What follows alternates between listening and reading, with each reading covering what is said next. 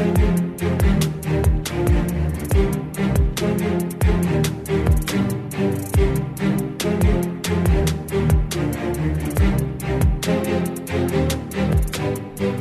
into the Yards After College podcast. My name is Kyle Ireland, and I'm happy to be with you guys today because we got to talk about some NFL games. We got to talk about actual games that were played over the weekend. It was the first week of the NFL season. It started off on Thursday night with the Kansas City Chiefs and the Houston Texans, and then we had a jam-packed day of football on Sunday, and then we had a doubleheader for Monday Night Football, which was awesome to kind of close and wrap up the week to open the NFL season. There were a number of great performances by locals in the NFL, guys that played college football or high school football in the state of Utah.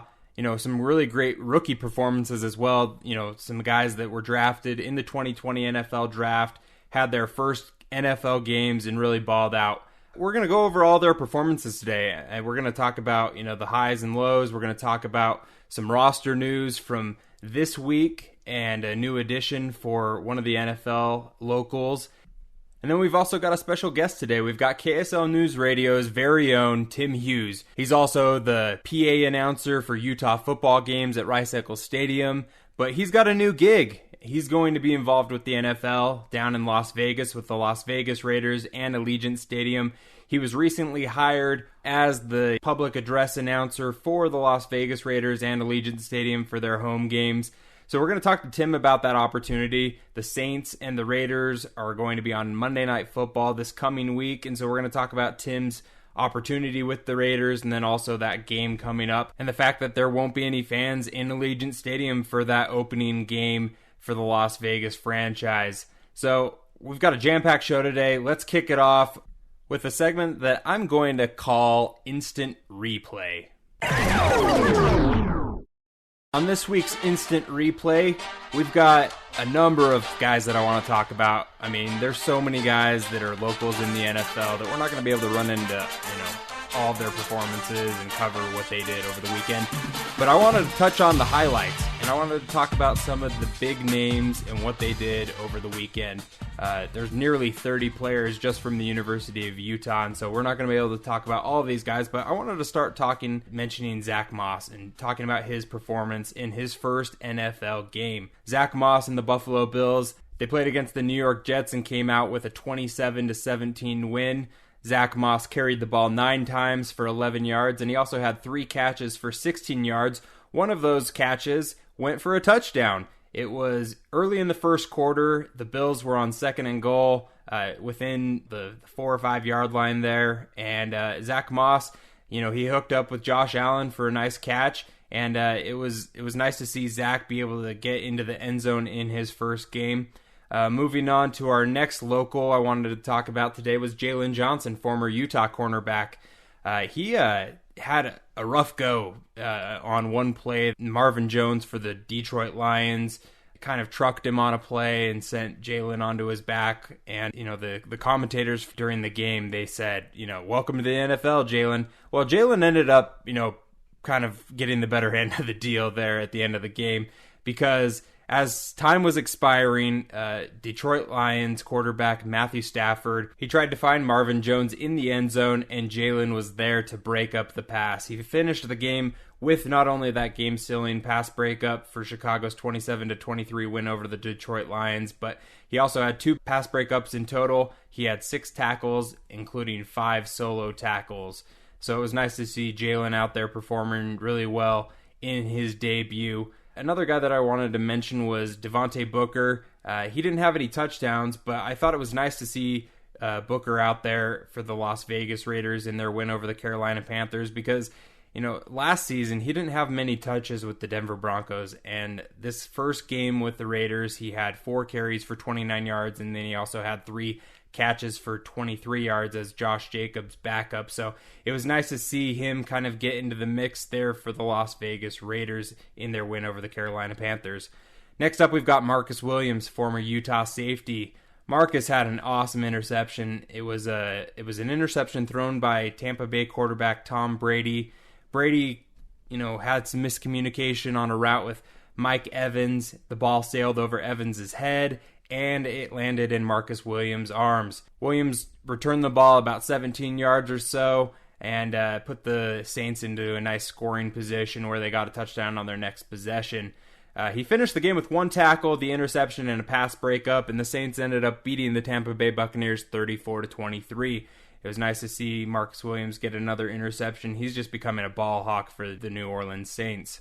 Another former Utah defensive back, Marquise Blair, had a nice performance in the Seattle Seahawks 38-25 victory over the Atlanta Falcons. Blair had a forced fumble in the game. He also ended up as the Seahawks' second leading tackler with 7 total tackles and 4 solo tackles in their win over the Falcons. Alex Smith, of note, wasn't active for the Washington football team's 27-17 win over the Philadelphia Eagles, but he did warm up before the game. Moving on to the BYU Cougars, we've got former running back Jamal Williams. Jamal had 7 carries for 21 yards and 4 catches for 21 yards in the Packers' 43-34 win over the Minnesota Vikings. Daniel Sorensen for the Kansas City Chiefs, former BYU safety, ended up with the first tackle of the 2020 NFL season. He ended up finishing off the Chiefs' 34-20 win over the Houston Texans with 2 tackles. Former BYU linebacker Kyle Van Noy, in his debut with the Miami Dolphins, had 5 total tackles, 3 solo tackles, and a tackle for loss against his former team, the New England Patriots. The Patriots ended up coming out with a 21-11 win over the Dolphins. Former BYU quarterback Taysom Hill and the New Orleans Saints defeated the Tampa Bay Buccaneers 34-23. Hill finished the game with 1 pass completed to Alvin Kamara for 38 yards. Hill also had 3 carries for 13 yards and a catch from Drew Brees for 14 yards on the Saints' opening possession of the game. Moving on to the Utah State Aggies, or former Aggies that is. Quarterback Jordan Love was not active for the Packers' 43-34 win over the Minnesota Vikings. It'll be interesting to see how the Packers utilize Love now that he's the 3rd string quarterback, and if he moves up the depth chart throughout the season. Former Aggie cornerback Nevin Lawson served a 1-game suspension for the Raiders during their 34-30 win over the Carolina Panthers. And former Utah State linebacker Nick Vigil had 5 total tackles, 3 solo tackles, and also a fumble recovery in the Los Angeles Chargers' 16-13 win over Vigil's former team, the Cincinnati Bengals. It was Vigil's first game with the Chargers.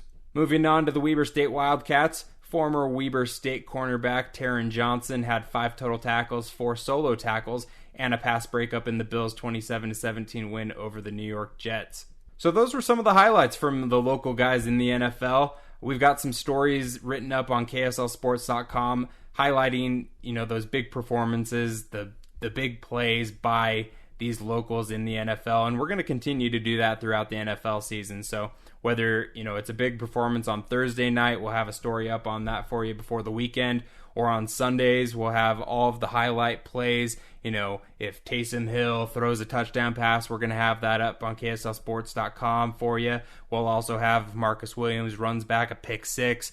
Any of those big plays from former Utes, Cougars, Aggies, Thunderbirds, Wildcats, you name it, high school players, we'll have it up. So we're going to take a quick break and talk with Tim Hughes on the other side. We're going to talk about Tim's opportunity with the Raiders as their public address announcer for the Raiders home game. So we're going to take a quick timeout, and we'll have my conversation with Tim Hughes on the other side.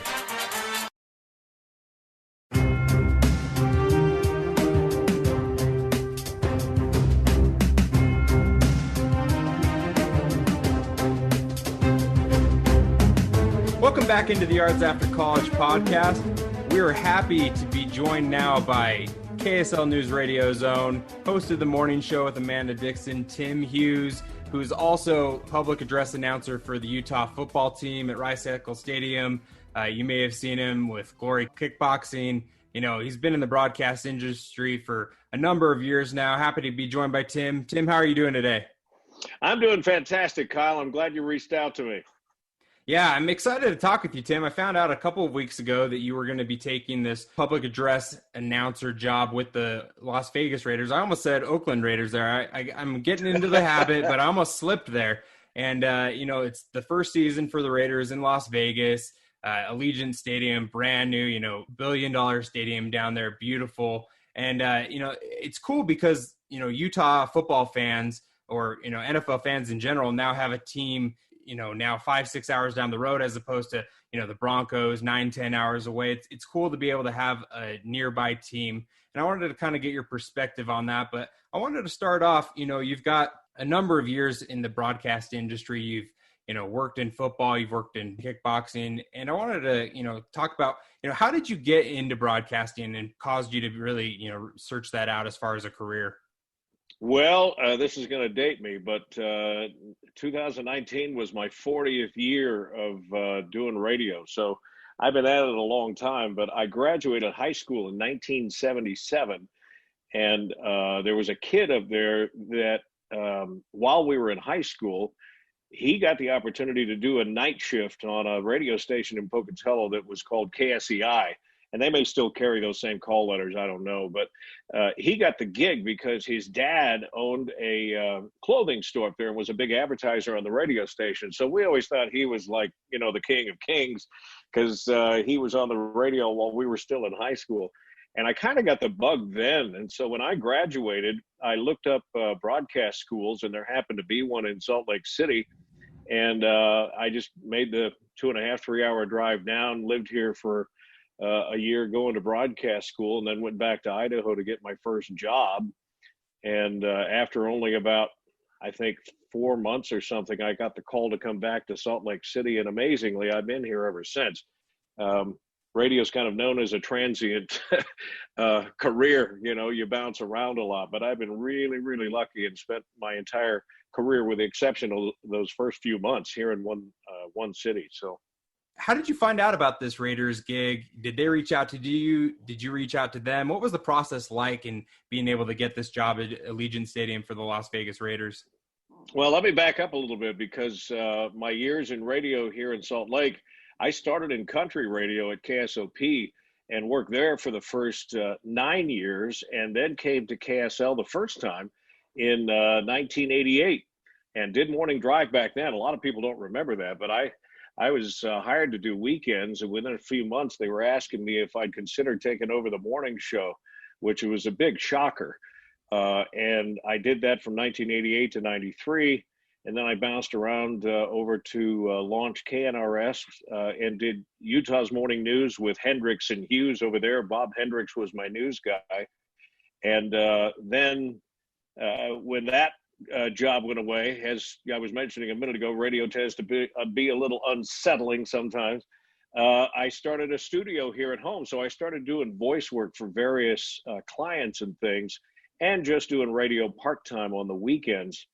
Which kept me busy, but also gave me the opportunity to do a lot of different announcing jobs. And so most of the last decade, I've been traveling the world, all over Europe and to China and Japan, being a ring announcer for Glory Kickboxing. And I fully expected that radio would continue to be a part-time thing for me, and I would just take advantage of the opportunity to have somebody else pay me to go see the world. And I was really enjoying the ring announce work, which I'm still doing off and on now. And oddly enough, it was that job. It was a video of mine that's on YouTube that caught the ear of the game day producer for the Raiders. They were searching on YouTube for voices, and my tag on YouTube is Voice by Hughes. So my guess is that when they, searched voice, one of my videos was among those that came up. And he listened to it. They had my name on the lower third as the ring announcer, the principal voice for Glory Kickboxing, which he Googled me, then found my website, which led to an email. And I mean, it's crazy. When the email first came to me, I read it. And, there's so many scams going on digitally these days. I read it, was unsure whether it was real or not. I took my phone up to my wife and I just set it on the counter in front of her. And I said, read that to me and see if it says to you what I think it says. And sure enough, it was the game day producer for the Raiders. He wanted to talk to me about any interest I might have and whether I'd want to throw my hat in the ring for being the stadium announcer.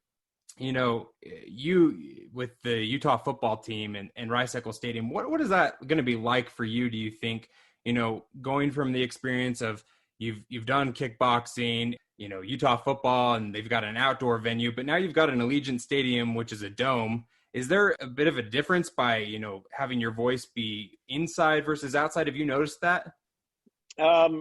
I don't notice that so much, but the size of the crowd obviously is going to be a little bit different. When fans are allowed into the stadium down there, it'll be 65,000 versus 35 to 40,000 people that we have up at Rice-Eccles Stadium. But again, everything has just sort of fallen into place for me.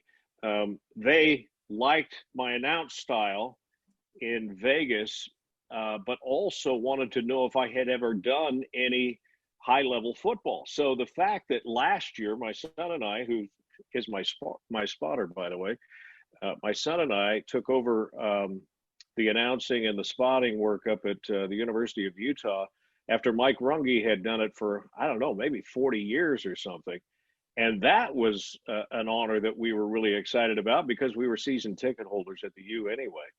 But having that experience and understanding what a stadium announcer or PA does for football actually, gave them some comfort in Las Vegas that I would at least know some of the ropes when I arrived down there, along with my announcing skills through the years. You mentioned your son, and he's had the opportunity, like you said, to work with you at Utah football games. Is he going to continue to do that in the same capacity with you with the Raiders?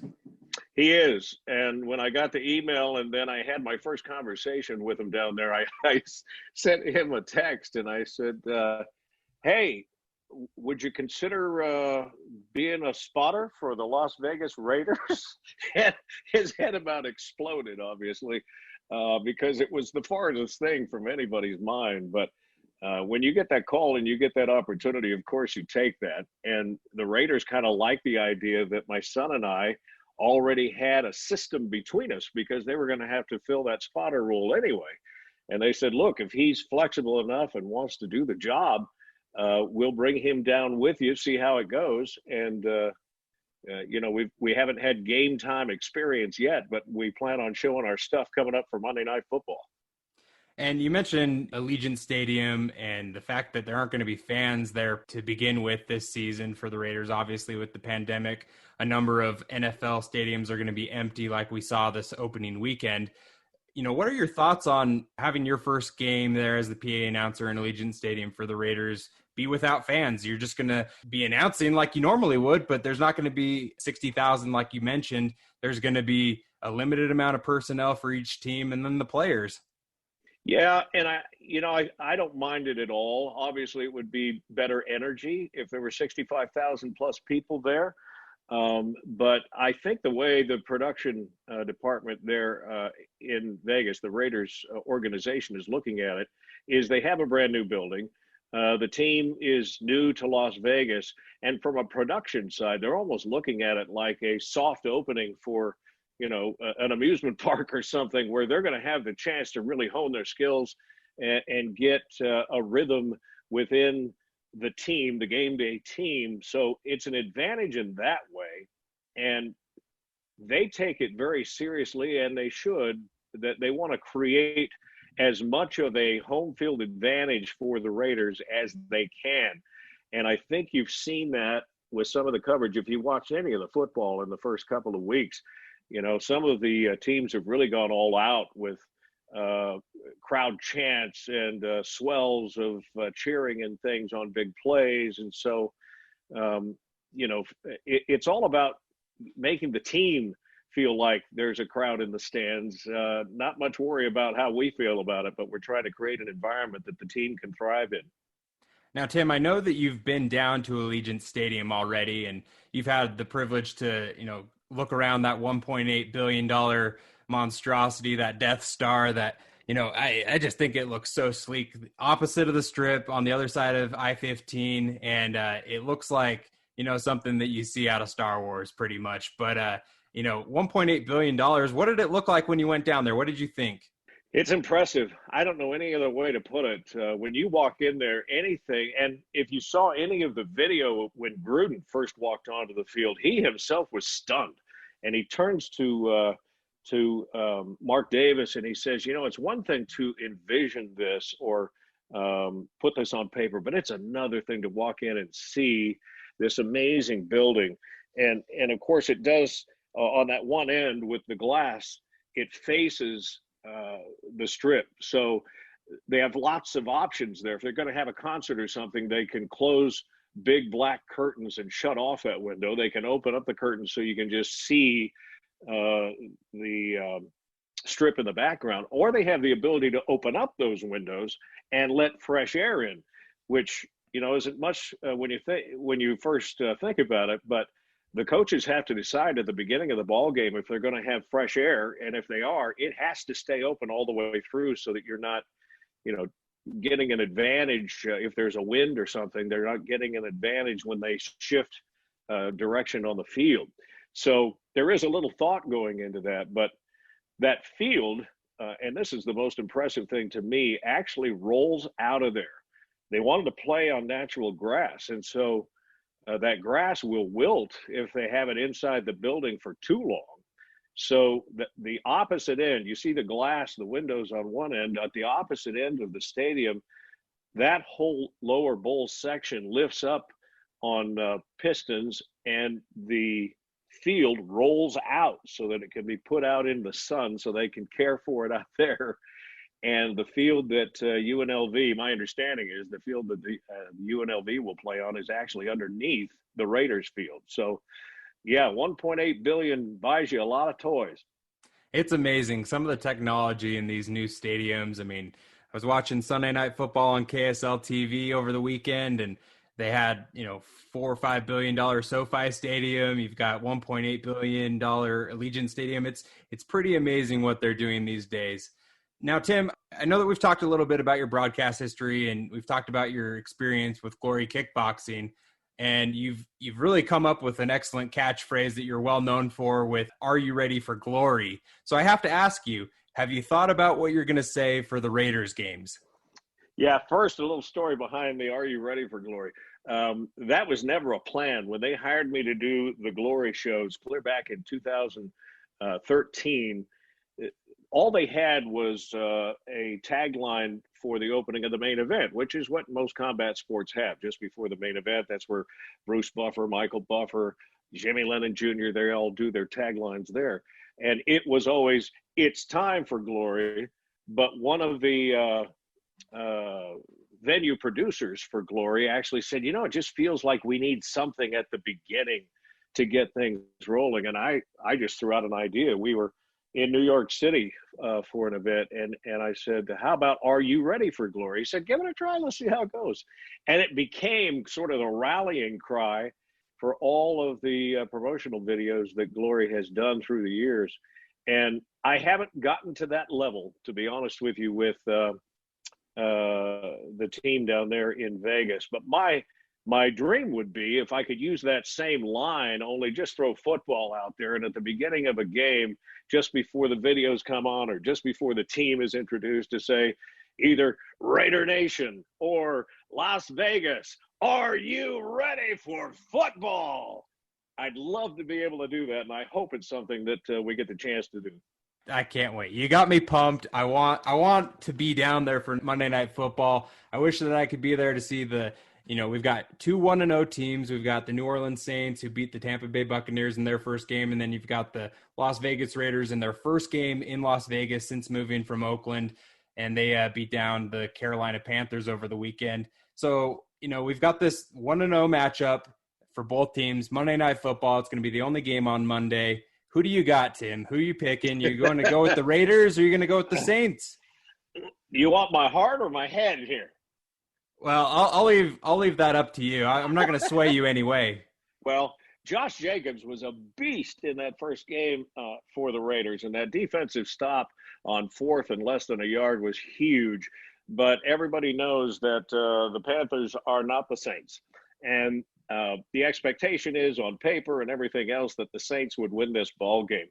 I wish we had 65,000 people there in Vegas coming off of a successful debut so that the Raiders could put their best performance in against what is going to be one of their toughest games all year. Um, I, probably the Saints win this game, but how sweet would it be if the Raiders somehow found a way? And that young receiving crew, by the way, for the Raiders, we watched that team camp.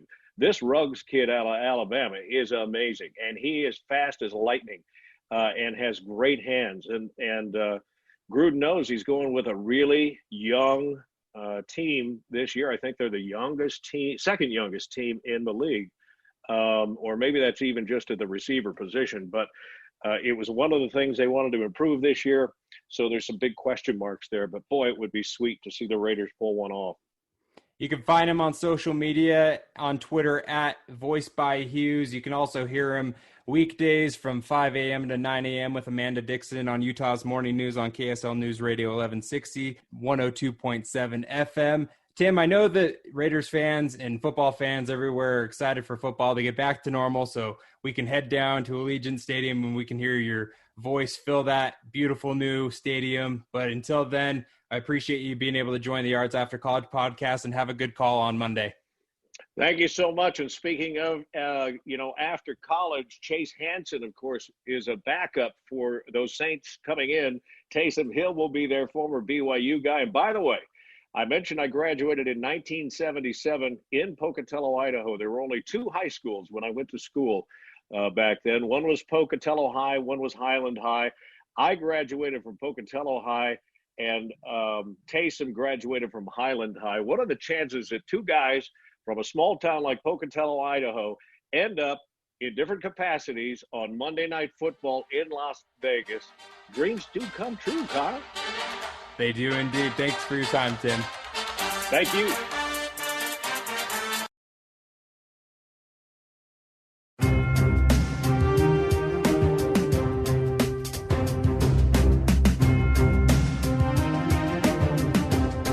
Welcome back to the Yards After College podcast. I hope that you enjoyed that conversation with Tim Hughes as much as I did. I think that some of the insight that he was able to provide into what it's going to be like to call a game. Obviously, he hasn't done that yet, without fans inside of Allegiant Stadium. But to be able to be the first to do that is pretty cool. And I think that sooner rather than later, Salt Lake City and Utah as a whole is going to be Raiders country. I think that being able to have a team that's 5-6 hours down the road is going to be really interesting for a lot of fans to be able to drive down for games. And, when we're actually able to, get back into, the regular flow of things with sports, it'll be cool to be able to, have an NFL team that Utah can kind of adopt as its own. As, we've seen kind of with the Vegas Golden Knights, that's kind of become Utah's NHL team as well. So happy to have that conversation with Tim Hughes for you. Appreciate Tim's time and him being able to take a few moments out of his busy schedule to be able to talk about the upcoming game with the New Orleans Saints and the Las Vegas Raiders at Allegiant Stadium. That game is going to be on Monday night. You're going to be able to watch that game on ESPN, and it's going to be at 6:15 p.m. A number of local guys playing in that. You've got Caden Ellis, you've got Taysom Hill, and you've got Marcus Williams for the Saints, and then you've got Nevin Lawson from the Las Vegas Raiders. I think it'll be an exciting matchup, so I'm excited to watch that game on Monday night. But I want to start doing a couple of segments with you every week on the podcast, and one of those is picking not only an NFL game of the week, but I also want to talk about, the MVP of the previous week, and also I like food. I like food, and I like football with my food. And so we're going to talk about some game day grub throughout this season. I'm going to put out a poll or, something on social media, on Twitter and also on Instagram about, what you guys are eating on game day, because I like, getting new ideas, whether, it's barbecuing, putting something out on the smoker, making something in the oven. I like food with my football games, and I hope you guys do too. So that'll be something to look forward to this week on social media. But I want to talk about MVP of the week first. I know that we went through some of those highlight performances from this week's NFL games, and there were a number of guys that we could have gone with for the MVP of the week. But the one that I'm going to choose is Zach Moss with the Buffalo Bills. He was able to get his first touchdown in his debut with Buffalo. The Jets, I know that they've struggled in recent years, but that's a divisional game for Buffalo, and they were able to come out with a 10-point victory, 27-17, behind Zach Moss's 9 carries for 11 yards, and then his 3 receptions for 16 yards and a touchdown. Zach Moss is my MVP of the week for our locals in the NFL. As far as game of the week is concerned, there's a number of good matchups this week that we could hone in on and say, that's probably a good matchup. Obviously, the Monday Night Football matchup with the Saints and Raiders is a good one. There's a number of other games. The Panthers are playing at the Buccaneers. You've got Broncos versus Steelers. You've got, Lions, Packers, a couple divisional games. I think that the one that I'm most keen to see, though, and it happens to be on Sunday Night Football on KSL TV, is the New England Patriots versus the Seattle Seahawks. We've got a former Super Bowl matchup from a couple of seasons ago. Obviously, the Patriots have a different quarterback. Tom Brady's no longer there, but Cam Newton looked really good in his debut in New England, and they were able to come out with a win. The Seahawks were dominant in their performance and their win over the Atlanta Falcons, and Russell Wilson, I think he might be the NFL's MVP. Now, I know that I picked Patrick Mahomes in our previous podcast going over preseason picks, but my goodness, Russell Wilson was spectacular against the Falcons. He was 31 of 35 for 322 yards and 4 touchdowns. I don't know how you get much better than that. But I think that matchup between the Patriots and Seahawks, you'll be able to watch that on Sunday Night Football at 6:20 p.m. on KSL TV. That matchup's a great one to me, and that's going to be my game of the week recommendation for you guys to tune into. Again, happy to have you on the podcast.